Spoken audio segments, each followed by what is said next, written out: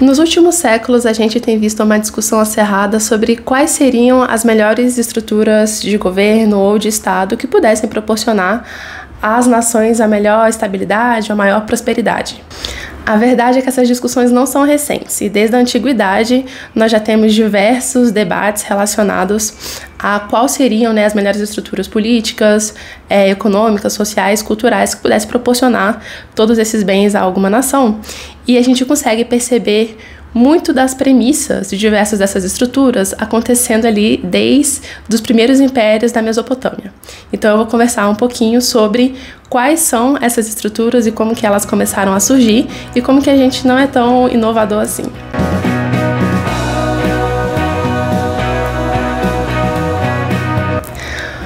Olá pessoal, meu nome é Larissa, esse é o meu canal onde eu coloco aqui um pouco sobre como tem sido os meus estudos para compartilhar com vocês e para fins principalmente de fixação.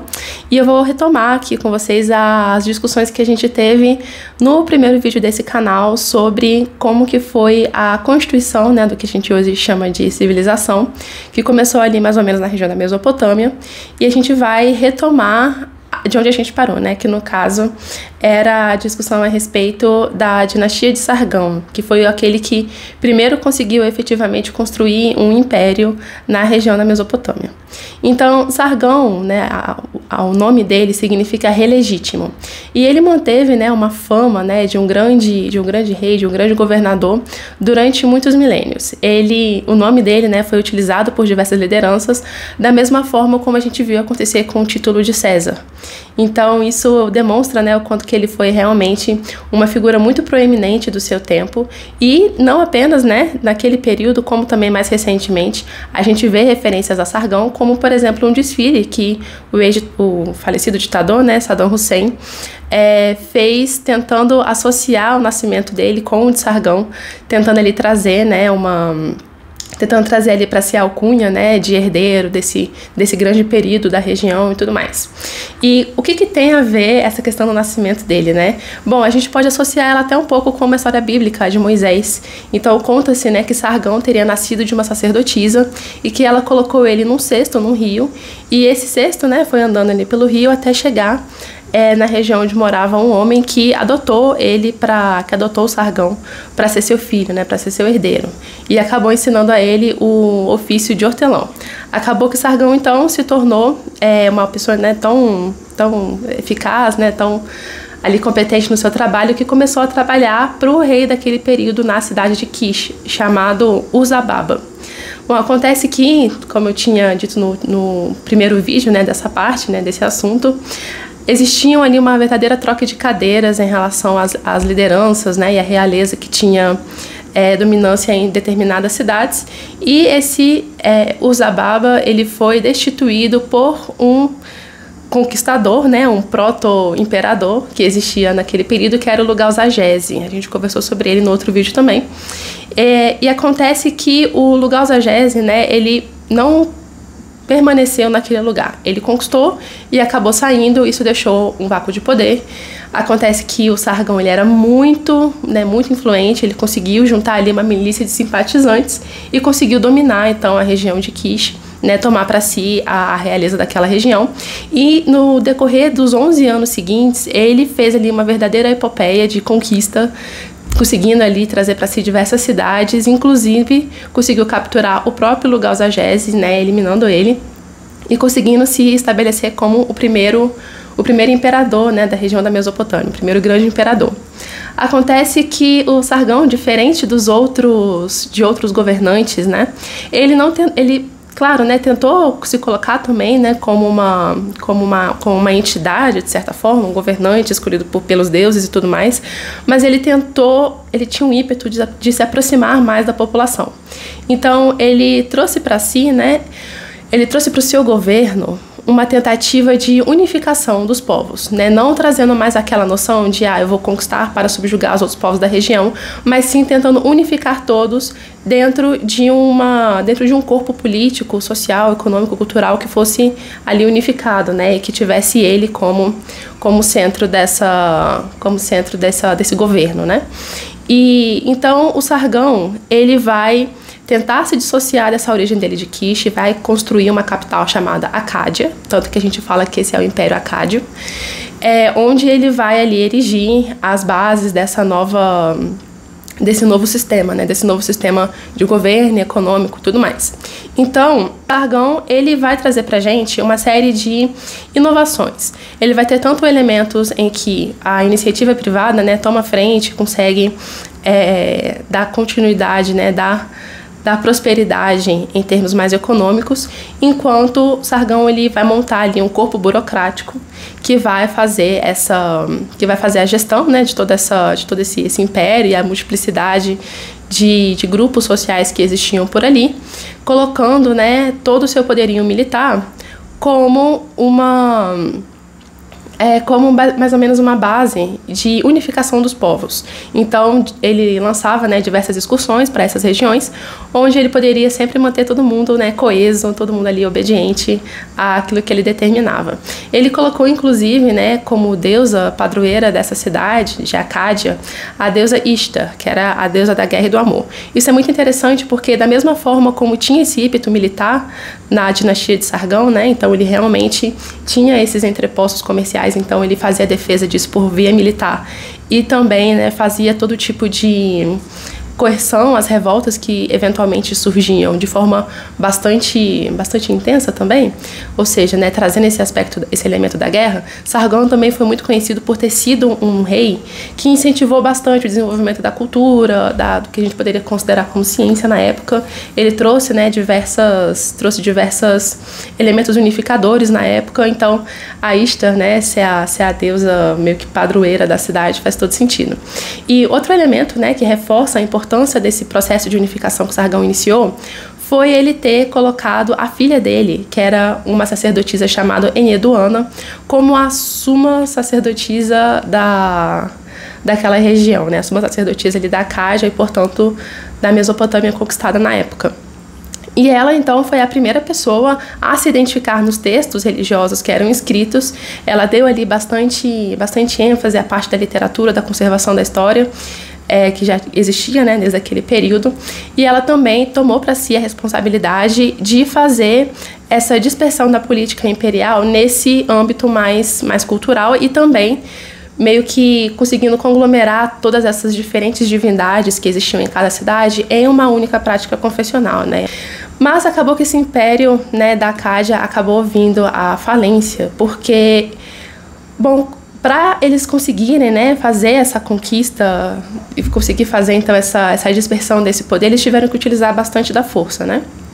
E acontece que para você conseguir manter um sistema desse, tanta força é exigida que isso pode às vezes gerar um certo ressentimento que possa ter feito, né, com que diversas insurreições tenham acontecido. Enquanto o governo ainda estava forte, eles conseguiam manter o controle dessas insurreições.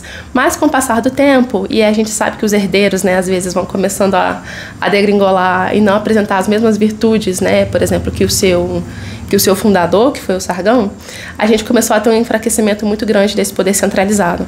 E ele começou, então, a receber diversos baques de imigrações, né? No caso, uma enxurrada de imigrantes que começaram a invadir ali aquela região em busca, né, de aproveitar aquela prosperidade, e também o próprio sistema que eles tinham montado acabou levando a uma espécie de exaustão, não apenas da população, mas também de exaustão ali do solo, e diante de mudanças climáticas que aconteceram na época, o governo acabou ficando muito incapacitado de conseguir ali gerar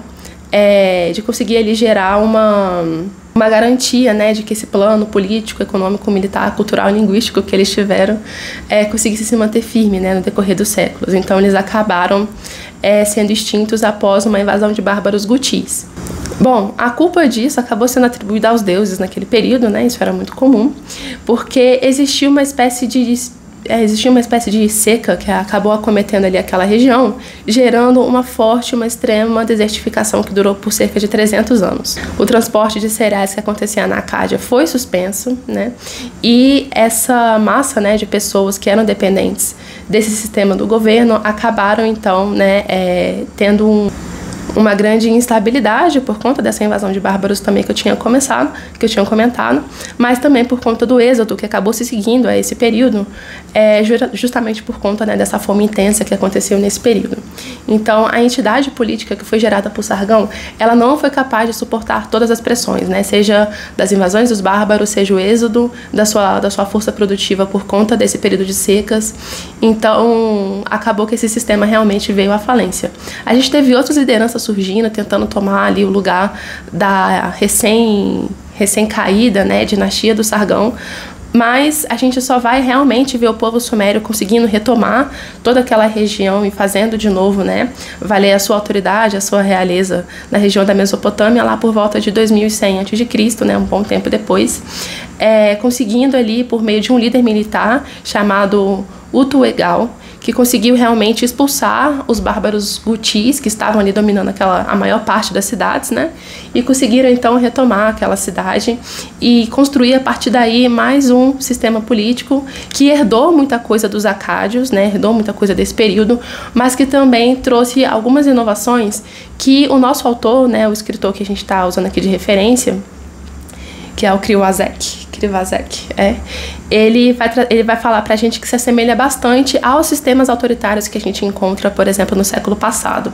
Então ele vai trazer uma série de referências e paralelos relacionados a como é que foi a União Soviética e a China comunista do Mao Tse-tung, onde ele vai colocar como que existia nessa que a gente chama de a terceira dinastia de Ur, uma grande personificação dos líderes, né, uma deificação dos líderes muito grande, e também um sistema político e econômico que era bastante... Não chega a ser totalitário, porque eles não tinham recursos tecnológicos na época para serem totalitários, mas era bastante autocrático, né?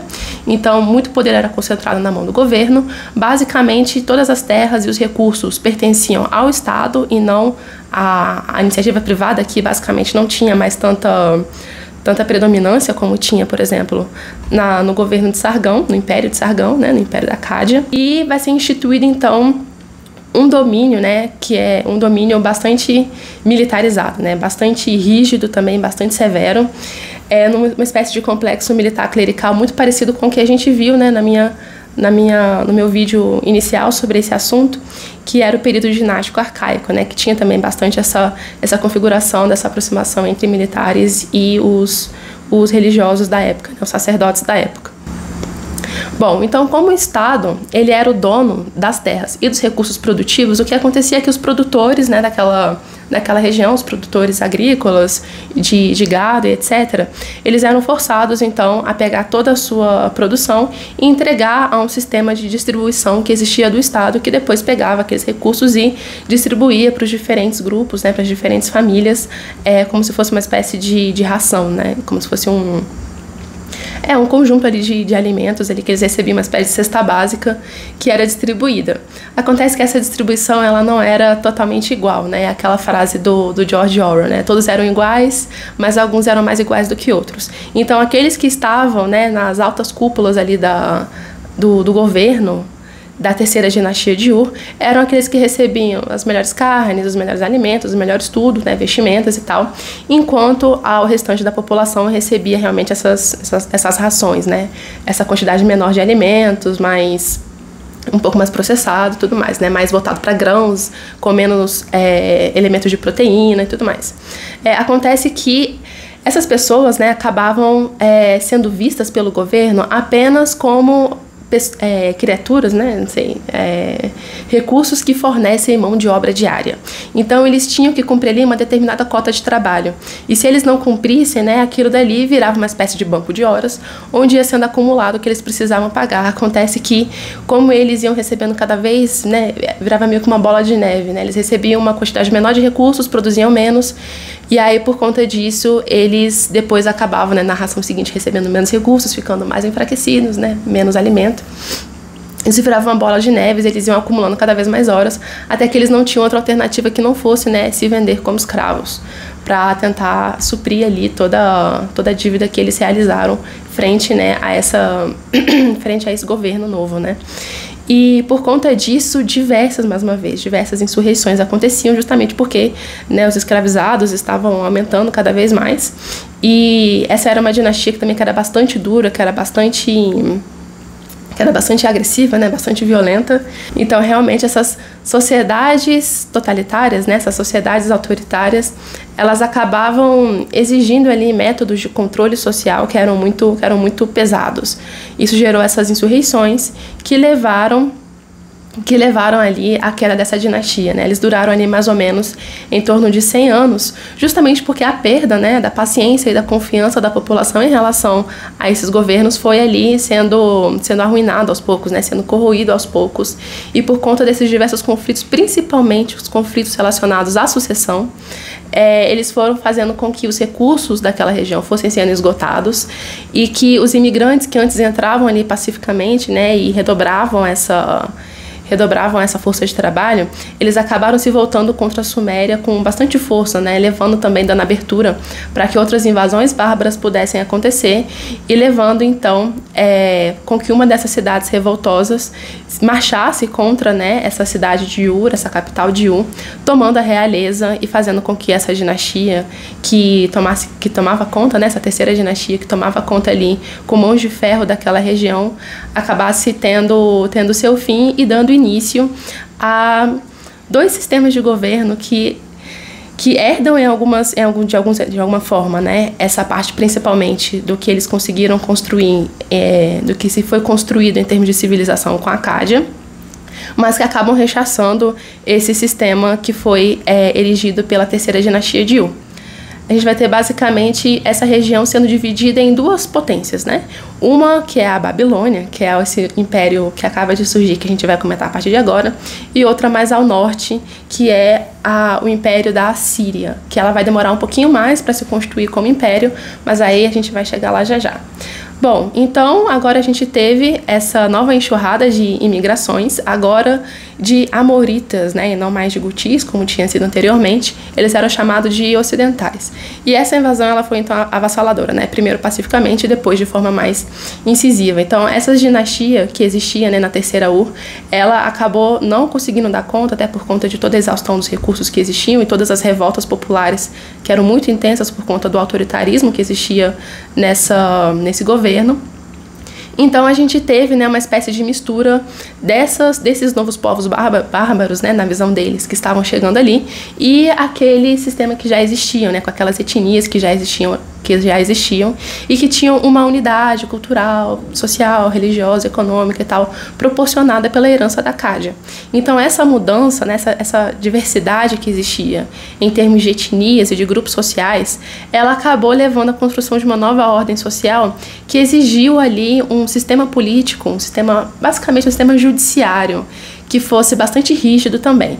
A gente geralmente associa ele ao Código de Hammurabi, que era como se fosse, digamos, o Código Penal da época, onde se estabelecia que, diante de determinadas infrações, uma determinada punição seria aplicada, e essa punição ela seguia aquela regra do olho por olho, dente por dente, que basicamente, né, garantia que uma certa proporcionalidade acontecesse diante de determinadas faltas, né? Então, se você roubava, cortava sua mão. Se você matava alguém, você, né, era morto também, a pena capital era aplicada. Então, tinham ali várias regras que eram bastante duras, né?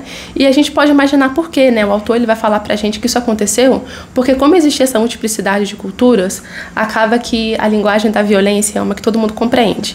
Então, diante, né, de uma dinâmica social que estava muito conflitiva, né, por conta da queda de uma recém-queda, né, de uma dinastia que foi muito dura, e a gente tem esses múltiplos povos, né, com diferentes culturas e tal.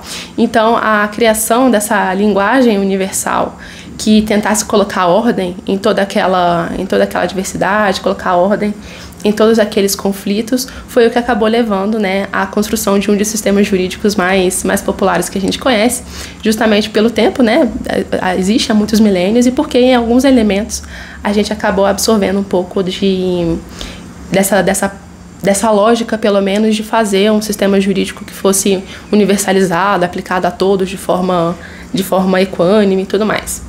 E, bom, quando a gente fala de sistema político e econômico, a gente pode falar que na Babilônia, né, essa recém-construído Império da Babilônia, o que a gente teve foi um abandono desse governo ultracentralizado, né, dessa economia planificada que existia na terceira dinastia de U, por um sistema que era mais voltado, né, que dava mais liberdade para a iniciativa privada. Então a gente teve aqui a construção dos primeiros indícios de uma atividade bancária, né? Então existiam parcerias comerciais, a gente tinha aqui, ele vai falar para a gente, investimentos, empréstimos, hipotecas e vários outros elementos que se assemelham muito, né, ao que a gente conhece hoje em dia do nosso sistema financeiro, né? Eles tinham aqui também venda de ações, de títulos, companhias de comércio.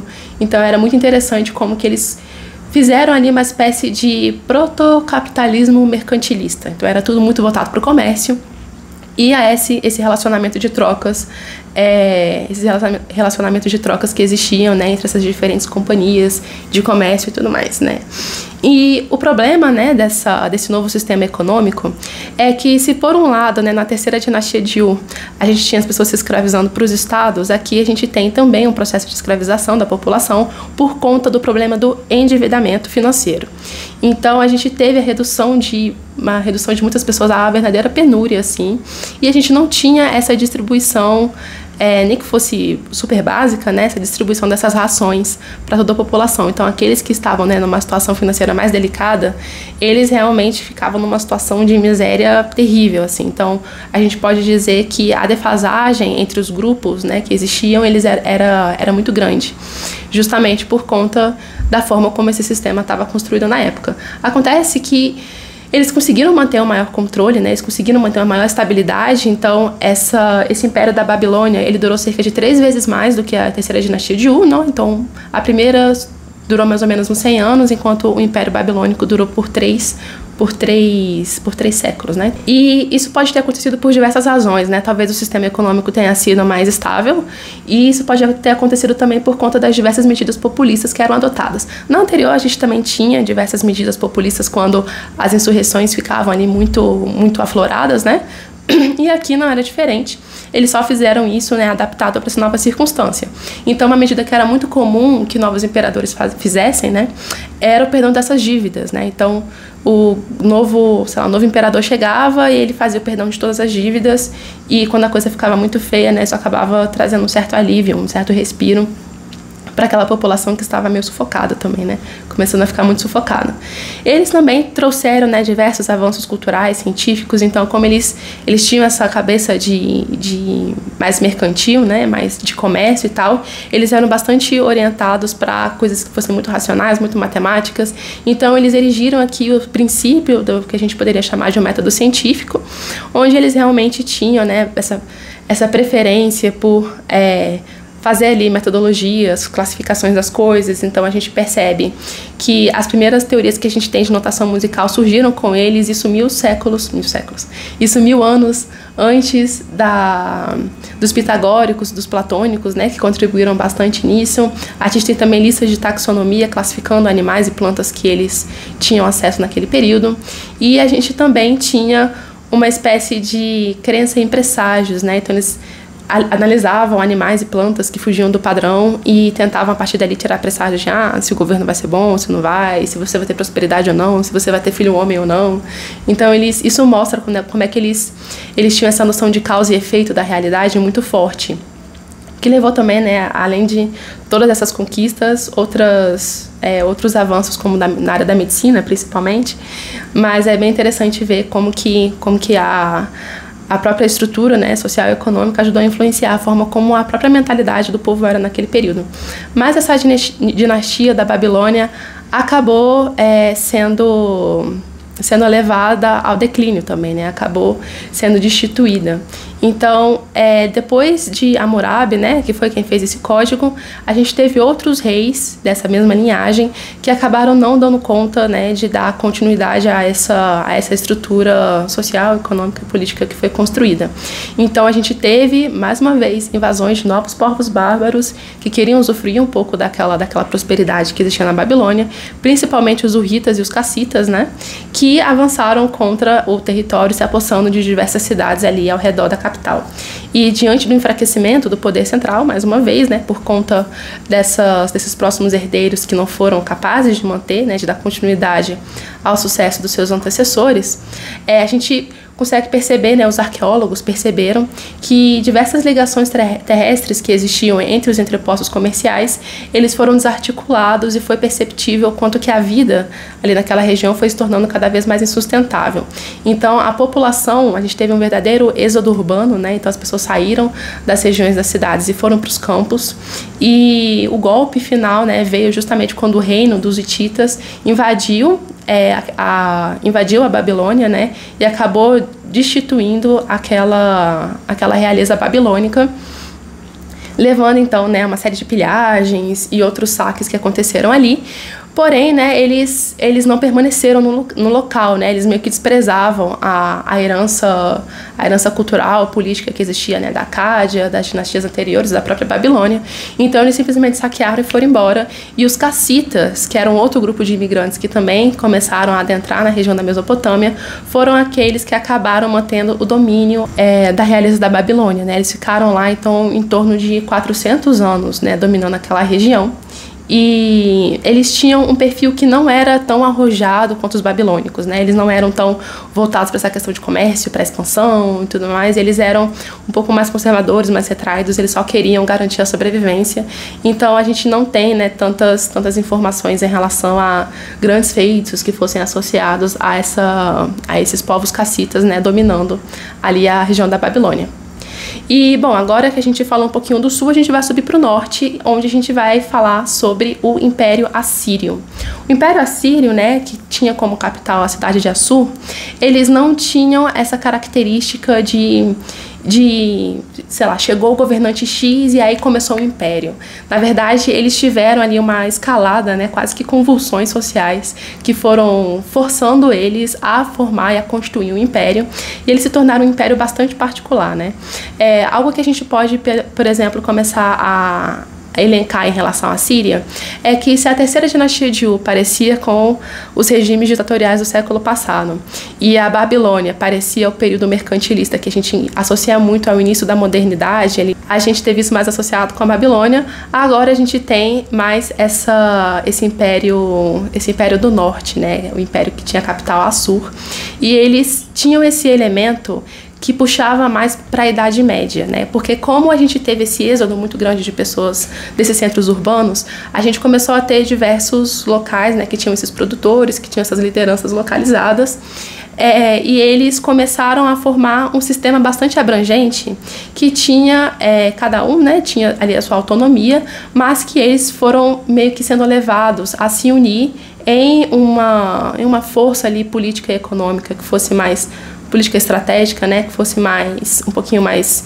estruturada, né, um pouquinho mais, digamos, conciliatória entre esses diferentes grupos, formando ali uma espécie de sistema proto-feudal. Então, eles tinham, né, o perigo que existia no sul, então tinha esse império babilônico que era muito forte, e eles também tinham, né, uma série de outras civilizações que estavam ao redor deles, e como eles não tinham barreiras naturais, né, não tinham montanhas, lagos, rios que fizessem uma barreira entre esses povos, eles acabavam sendo alvo, né, de muita pressão militar, de muita pressão política, de diversas frentes diferentes, né? E isso fez com que essas lideranças da Síria, né, que com o tempo foram construindo, né, e erigindo ali uma realeza unificada, fez com que eles fossem crescendo cada vez mais em uma espécie de paranoia política e militar, assim. Então, eles estavam rodeados, basicamente, não apenas, né, pela Babilônia, mas também por esses povos mais ao norte. Então, tinha o Egito, tinha um reino chamado Mitanni, tinha a força dos hititas mais na região da Anatólia, que fica um pouquinho mais pro noroeste, assim, né, da cidade de Assur, que era o epicentro. E essa tetrarquia ficava o tempo inteiro disputando o poder, e a Síria ali meio acuada com as suas lideranças ali tentando formar um corpo, tentando formar uma frente que pudesse se opor às diversas tentativas que se tinha de dominar e de ter influência naquela região, né? Então, para que eles pudessem escapar da pobreza por conta justamente dessa dispersão dos povos que se tinham ali, né? justamente porque eles estavam diante de uma frente de muita perda de projeção econômica, porque nesse primeiro ímpeto que eles tiveram de formar essa unidade, né, eles também desenvolveram um sistema bancário que era bastante sofisticado, muito semelhante ao que a gente tinha na Babilônia. Eles tinham ali diversos entrepostos comerciais, especialmente ali na região da Anatólia, né, eles faziam diversas trocas com essa região, mas eles não conseguiram sustentar esse sistema por muito tempo. E aí, por conta, né, dessa grande perda, dessa iminente miséria, né, que aquela população poderia ficar, eles novamente tentaram fazer uma tentativa de unificação dessas forças que estavam dispersas, né? E essa oportunidade, né, para que eles conseguissem construir novamente, né, um império que fosse unificado e tudo mais, veio com um problema no reino de Mitanni, que foi saqueado por povos hititas. Então esses povos, né, que ficavam ali agora mais para a região do leste, eles atacaram, né, os hititas atacaram esse reino de Mitanni, e houve também um golpe palaciano lá dentro. Então a gente teve o caos reinando naquela região. Os assírios aproveitaram essa oportunidade para, né, tipo, temos aqui uma abertura para a gente sair um pouco desse sufoco que a gente está passando. Eles agiram rápido, então, e tomaram uma parte do território desse reino. O governante assírio, né, então ele conseguiu fazer com que né, a sua liderança tomasse ali uma proeminência. A partir disso, fez alguns acordos com o Egito e também fez com que uma de suas filhas se casasse com um dos herdeiros, né, o principal herdeiro ao trono da Babilônia na região do sul. Então ele foi ali uma liderança que conseguiu trazer esse respiro para o império, para a Síria, que posteriormente veio se tornar um império, né? E esse herdeiro, né, dessa princesa assíria com esse herdeiro da Babilônia, ele acabou então tomando o poder depois que o seu pai faleceu. Então ele ascendeu ao trono, porém ele acabou sendo alvo também de um golpe palaciano. Ele foi assassinado, e a Síria, né, já agora mais fortalecida, reagiu fortemente contra os conspiradores, né, invadindo ali aquela região da Babilônia e conseguindo colocar alguém que fosse fiel à capital de Assur como regente ali, né. Então a Síria conseguiu fazer ali uma pressão cada vez maior no território, e foi aos poucos avançando para diversas regiões ali em torno de mais ou menos 1120 a.C., principalmente por meio de um rei chamado Tiglat, que é meio esquisito de falar, Tiglat-Pileser I, né? Ele que foi ali alcançando todo esse domínio e formou ali a primeira vez o Império Assírio, né? Então eles finalmente conseguiram construir esse império, mas tem um porém. Como eu tinha falado, a paranoia política e militar era muito grande, porque eles estavam, né, no meio desse afluxo de grandes poderes ao redor deles, que faziam ali incursões muito duras, né, para a região da Síria, tentando conquistar os seus territórios. Então, a forma que eles conseguiram, né, de tentar se opor a isso foi se tornando, né, uma nação muito violenta, né, em termos de guerra. Então, eles faziam uma espécie de glorificação da crueldade. Você tinha líderes que promoviam barbarismo, sabe, uma reputação de selvageria na forma como eles tratavam esse domínio de outros povos. Então a gente tem muitas histórias que a gente não sabe se são realmente assim, né, se são realmente tão duras assim, ou se elas foram simplesmente criadas dessa forma para fazer ali uma espécie de terror psicológico, né, um método de domínio, né, um método de guerra ali que fosse utilizado para implantar um terror calculado nesses povos e tentar facilitar o seu domínio, alguma coisa assim. A gente não tem como saber, mas que existem, né, essas tabuletas de argila mostrando que se tratava, né, que o ímpeto militar deles tinha essa característica de ser bastante feroz, assim. A gente realmente tem diversos desses elementos. Eles também pegaram o Código de Hammurabi e levaram ele a outro patamar, principalmente em relação às mulheres, né? Então a gente tem aqui o surgimento de diversos elementos que a gente associa a outras culturas, né, que às vezes podem ter herdado essa característica, né? Então a construção de haréns, em que várias mulheres eram enfim, né, as concubinas de um determinado imperador. A gente tinha aqui uma legislação que era muito forte com mulheres, então elas eram duramente punidas em caso de adultério, aborto, né, de prejuízo à fertilidade de alguns de seus parceiros. Então a gente tem aqui descrições terríveis do que eram feitos com essas mulheres, e isso tem muito a ver com uma mudança na própria mentalidade religiosa que existia naquele período, né? Então, se você tinha antes, né, uma noção religiosa que era bastante eminente, né, que era bastante que se percebia que os deuses, eles eram manifestações ou representações de elementos da natureza, aqui a gente tem uma mudança de mentalidade, onde se percebe que a divindade, na verdade, ela estaria acima da natureza, não seria pertencente a ela, ou seja, uma visão mais transcendente de divindade.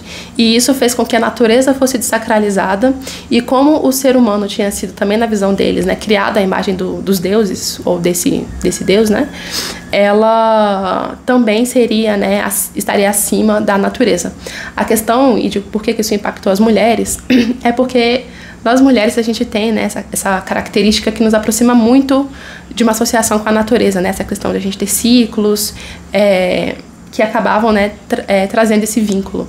Então a mulher é realmente vista apenas como uma criatura que gerava filhos, né, e essa dignidade, né, diferenciada que existia entre homens e mulheres, ela só foi ser realmente destituída, né, a gente só foi ter um retorno de uma equivalência da dignidade do homem com a mulher na época da era cristã, já que o Deus, né, cristão teria vindo à Terra por meio de uma mulher terrena, que foi a Maria, né?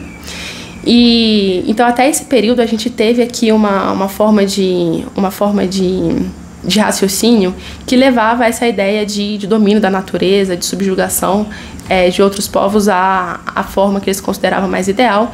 Eles foram os precursores de uma ideia de monoteísmo, então para eles não existia mais a necessidade de diversas divindades representando elementos da natureza, mas apenas um Deus único, e que as outras divindades que existiam, elas até existiam de fato, mas elas eram apenas manifestações de aspectos dessa divindade centralizada, né, que eles chamavam de Deus Assur.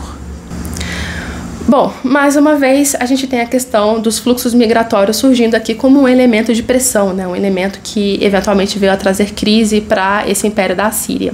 Então a gente já viu, né, que na região da Mesopotâmia diversos povos fizeram esse afluxo, né? E aqui o da vez, no caso, seriam os povos dos arameus. Eles também, né, começaram ali a fazer uma série de incursões para a região da Síria por conta de mudanças climáticas, né? Então a gente teve uma elevação da temperatura, a seca veio e com ela uma grande fome generalizada que fez com que diversos desses povos tentassem então invadir essa região da Síria. Mais uma vez a gente teve um problema de herdeiros, né, acontecendo, o que fez com que aquele poder central em Assur fosse ficando enfraquecido, e com isso, né, a Assíria teve que mais uma vez fazer um recuo do seu domínio para aquela região, para uma região mais próxima da capital, né? Então, diversas rotas comerciais que antes eram duramente defendidas ali pelos militares da capital, eles começaram então a ser abandonados, e o que fez com que a Assíria perdesse diversas das suas áreas agricultáveis que eram mais promissoras. Mas, mais uma vez, Assur tentou dar ali o seu melhor para posteriormente conseguir avançar e fazer ali um novo domínio daquela região, né, agora com um poderio militar ainda mais fortificado. Então, assim, se a gente já achava que o negócio estava tenso, ele ficou mais tenso ainda com essa nova estrutura militar que eles constituíram, porque agora eles elaboraram e desenvolveram uma verdadeira máquina de guerra. Então, eles abandonaram a espada de bronze, né, tão característico da Idade de Bronze, que começou ali especialmente na época da Acádia, e eles substituíram pelo ferro, que era mais barato, que era mais durável, e além disso, né, eles começaram a desenvolver manobras militares, né, desenvolver ali estruturas mais precisas, né, de hierarquia militar também. Houve um aumento da disciplina, eles construíram ali formações de infantaria, né, que tinham um corpo ali mais estruturado, mais robusto, e com isso eles fizeram então um novo ímpeto de conquista daquelas regiões, né? Então a gente vê aqui que o Império Assírio ele teve vários momentos de expansão e recuo, expansão e recuo, expansão e recuo, e toda vez que eles expandiam novamente, eles estavam com ainda mais sangue no olho para fazer o domínio dessas regiões, né? O problema é que eles já estavam bem fragilizados nesse novo ímpeto de conquista. Então, eles, ao invés de fazer ali uma expansão super avassaladora, eles foram galgando aos poucos esse novo período de conquistas, né? Então essa expansão ela tinha um alto custo de manutenção.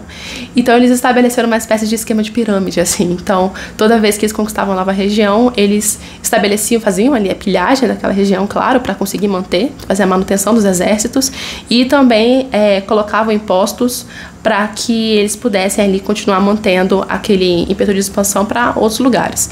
Então todos os homens eles eram obrigados a fazer... Eles eram obrigados a servir no exército, a não ser que pagassem ali uma quantia ou colocassem alguém no lugar deles. E eles também assumiam títulos civis e tinham ali as suas propriedades de terra e tal. Então, mais uma vez, a gente tem esse sistema meio feudal, assim, começando a se consolidar ainda mais. A gente já tinha elementos parecidos com isso na primeira formação dessa nação assíria, mas aqui a gente tem a consolidação desse sistema. E bom, com isso eles conseguiram de fato, né, expandir novamente os seus domínios, eles conseguiram conquistar ali uma parte do Oriente Próximo, estendendo-se ali até o Crescente Fértil, e dentro desse domínio, né, todo mundo era igualmente assírio. Então, a ideologia que eles tinham estabelecido ali era bem interessante, né? Primeiro devia haver um só reino, ou seja, eles herdaram aquele raciocínio que a gente tem desde a época da Acádia de unificação. Então, outros sistemas que existiam, eles cooperavam, né, para as lideranças locais que pertenciam à Síria, e qualquer sinal de fraqueza do centro realmente levava a uma série de insurreições. Mas, como esse poderio militar novo, né, que eles acabaram de construir era ainda mais forte do que o anterior, eles conseguiam fazer essa repressão. Devia haver também um só povo. Então, os mesmos benefícios e ônus, tanto de tributação quanto de recrutamento, eram colocados, né, de forma geral para todos aqueles que estavam sobre o poder da Síria. E de vez em quando, né, eles faziam ali um processo de substituição dos povos, pegando o povo que estava numa região, segmentando ele em diversas frentes e dispersando eles para outras regiões, que tinha como objetivo dissolver as identidades culturais e fazer com que todo mundo se unisse dentro de uma só cultura, né, tendo essa questão de ser um só povo. Devia haver também um só líder. Então, essa personificação que foi muito forte, principalmente na terceira dinastia de Ur, essa personificação desse líder político, né, ele aqui, né, ganhou novos modelos, sendo que essas autoridades, né, representavam meio que uma ideia de perfeição humana, representavam a própria Síria, né, traziam ali para si, né, essa outorga de serem a personificação do próprio espírito do império. E também devia haver um só Deus, que era esse Assur. Então ele era a divindade principal, que era onipresente, onipotente e tal, que estava acima da natureza e tudo mais. E existiam até essas outras divindades, né? Elas eram absorvidas por essa nova unidade confessional e tinham ali como primazia, né, serem apenas reflexos dos aspectos desse Deus principal de Assur que eles utilizavam. E por conta desse elemento universalizador do sistema político, social, econômico que eles tinham e tudo mais, a gente teve ali uma unificação também linguística. E essa unificação linguística ela é interessante porque aqui a gente vai ter uma nova tecnologia surgindo. É a instituição do alfabeto. Então, se antes a gente tinha as escritas cuneiformes, que eram aqueles elementos que eles iam desenhando e tudo mais, aqui o que a gente teve é a vinda da escrita alfabética, né? E ela foi ali uma tecnologia super interessante porque ela possibilitou uma maior universalização do processo de alfabetização, que antes era muito relegada aos escribas. E a gente também teve o revés, né? Que é o problema de que as tabletas de argila, elas são mais resistentes. Então, quando a gente tem acesso a elas, a gente consegue ter uma noção melhor de como é que vivia o povo naquele período. Mas no papiro, né, eles são mais sensíveis e delicados. Então, acabou que muita coisa se perdeu naquele período. Então, a gente não sabe tão bem o que aconteceu de forma mais detalhada e tudo mais. O que a gente sabe é que esse Império Assírio, ele acabou ruindo, né? Ele eventualmente acabou entrando em decadência também. A gente teve aqui uma sucessão de diversos golpes sendo dados e a destruição sucessiva, né, diversas vezes ali da Babilônia, que era aquela região que ficava mais ao sul. Então, esse problema, né, entre a Síria e a Babilônia, é muito importante a gente ressaltar ela, porque ela foi crucial para que a gente possa compreender como é que foi a destruição desse Império Assírio e a construção de um novo império, que é o Império Neobabilônico. Então, acontece que o Império Assírio, eles destruíram uma cidade, né, eles atacaram uma cidade que estava tendo uma insurreição, que era a cidade de Elam. E eles foram lá, né, domaram e tentaram manter o controle daquela cidade. Foram para lá, então, mas eles Depois acabaram, né, se retirando, deixando ali aquele corpo militar para fazer a proteção daquela região, mas acabaram deixando aquele povo, né, aquela estrutura social muito enfraquecida. E o problema é que isso fez com que aquela frente, né, aquela cidade que antes fazia a defesa da região do leste da Síria, ficasse muito fragilizada e suscetível à invasão de outros povos, em especial os medas e os persas. 15 anos depois da morte de um imperador assírio chamado Assurbaníbal, houve uma sucessão, mais uma vez, de péssimos herdeiros. E aí, essa fronteira de Assur, ela começou a ser muito ameaçada pelos medas que tinham acabado de dominar aquela região de Elam. Assur até tentou pedir ajuda e o apoio do rei da Babilônia naquele período, mas os medas conseguiram romper aquelas defesas. A Babilônia meio que estrategicamente fingiu demência, sabe? E não foi lá ajudar esse rei da Síria. Então eles conseguiram ali dominar ali a capital de Assur. Mas, diante dessa fragilidade, né, que essa capital de Assur acabou ficando, os medas também, eles não se estabeleceram ali dominando aquela região por inteiro, eles não tinham corpo para fazer isso. A Babilônia agiu rápido diante dessa situação, muito esperta ela, e conseguiu ali pegar para si diversos territórios que antes pertenciam à Síria. E foi dessa forma que a gente teve, então, a queda do Império Assírio de vez e a reentrada, né, dos babilônios como uma força política, né, muito forte, né, na região da Mesopotâmia. Então, o rei que foi muito crucial nesse período foi o rei Nabopolassar, que foi aquele que começou, então, né, a constituição, a ereção desse novo império, que acabou não durando muito tempo, né, durou apenas cerca de 70 anos. Foi o filho desse imperador, Nabucodonosor II, que a gente conhece muito por conta das histórias bíblicas, né. Ele foi um rei ali, ele foi um rei de bastante proeminência, ele fez ali uma série de reformas que trouxeram para a Babilônia prosperidade, que também trouxeram para ele muita popularidade. E ele teve esse ímpeto de proteção de tudo aquilo que a Mesopotâmia tinha construído em termos de civilização. Então é como se de alguma forma eles tivessem uma intuição de que, cara, foram tantas disputas, quedas e tudo mais, o futuro parecia muito incerto, os persas estavam começando a surgir e a se tornar ali uma potência com tanta força como nunca se tinha visto antes, e parece então que o Nabucodonosor estava meio que prevendo que eles não iam conseguir se manter como império mais. Então ele teve todo esse ímpeto de montar uma biblioteca, guardar lá todas as tabuletas de argila para meio que preservar, né, toda a herança civilizacional que a gente teve aqui sendo construída desde a Acádia. E de fato, após a sua morte, a gente teve mais uma vez herdeiros que não conseguiram dar conta do recado e que tornaram o governo ali da Babilônia muito frágil. Então os medas eventualmente conseguiram conquistar aquela região, né? Eles já tinham conquistado uma parte da Síria e depois, eventualmente, né, eles foram dominados pelos persas sob a liderança do Ciro Grande, né, que foi um desses grandes imperadores persas também, fazendo com que essa realeza da Babilônia sucumbisse ali por volta de 539 a.C. Então, pessoal, mais ou menos esse é um grande resumo de como que foi a construção dos impérios, os principais impérios da região da Mesopotâmia. Espero que vocês tenham gostado. A gente se vê então nos próximos vídeos para falar um pouquinho mais sobre a Pérsia. Até a próxima. Tchau, tchau.